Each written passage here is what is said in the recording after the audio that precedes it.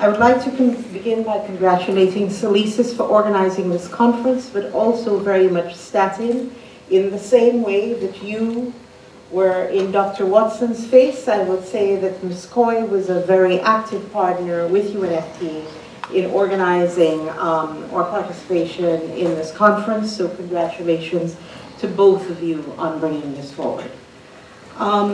Agenda 2030, which the UN agreed on last year, and which replaces the Millennium Development Goals as the global agenda that we all commit to try and meet by 2030, is, unlike the MDGs, an incredibly complex, multidimensional, and integrated agenda.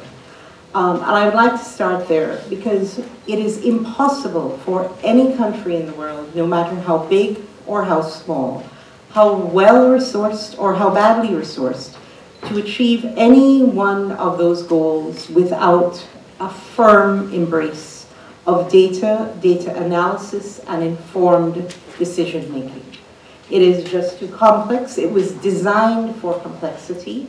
It was designed because many of the developing countries felt that the MDGs were too simplistic. They had left key parts of the development agenda behind, and it was one of the most engaged two-year processes in trying to design a global agenda that was universal, unlike the MDGs, that looked at the interlinkages between issues, and you've heard a number of the other opening speakers speak to this, but data is key.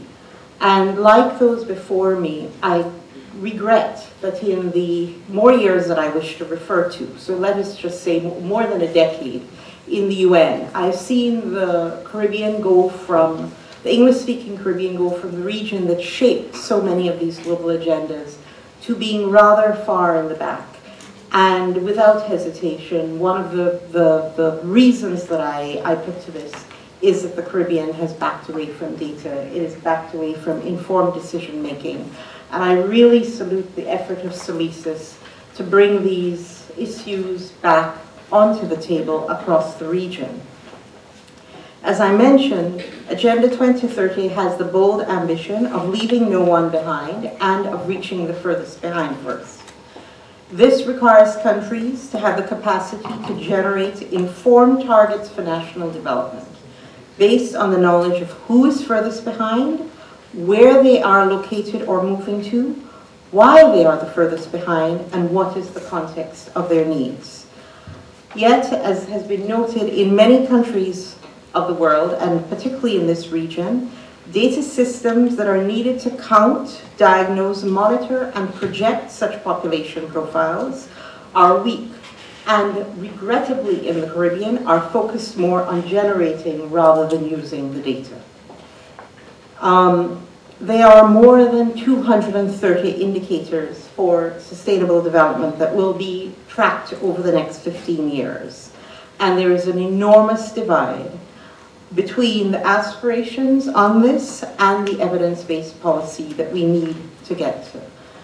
So there's a tremendous demand for enhanced capacity building within national data systems to monitor and project population change and inequalities, and translate such knowledge into concrete and realistic national development plans, policies, and programs based on the use of multi-level disaggregated data. I would therefore join in the call of the others before me to say that if you are committed to your national development, if you are political, if you are excited about big ideas, contrary to what many of us believe, and I certainly did when I was going through school, there really is no kind of set of professions that are more interesting and more alive and more capable of effecting change than those in the social development science around these issues.